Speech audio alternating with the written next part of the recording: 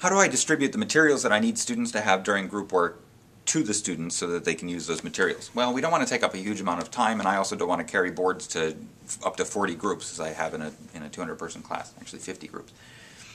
But it does depend on the size of your classroom. Just be practical about it. Distributing the work among the students is the easiest way to do it. If you keep the boards in a single centralized location all the time, just leave them in the classroom. It's probably not taking up that much room and people aren't going to tamper with them. Leave the boards there, and as students are coming in, often I'll have students grab one and just kind of take it up and put it in their vicinity. Even if they're not going to end up being the recorder for the day, they know that they're going to need a board. They grab the marker that they want, they grab the board, they grab a paper towel, and they're done. Didn't even have to think about it, never mentioned this to them, didn't tell them to do it, they just figured it out. They were clever people.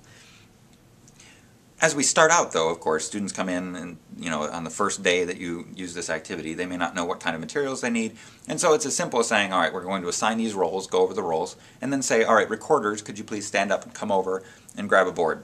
And they may do that collaboratively, and they may grab two and give it to their friend, whatever the case. The system basically takes care of itself. As time goes on, this becomes more automated and students understand, okay, we just assigned roles. I know that as a presenter, part of my role is to go get the materials that I need. They'll go get the materials, they'll come back to their area, and they get started immediately.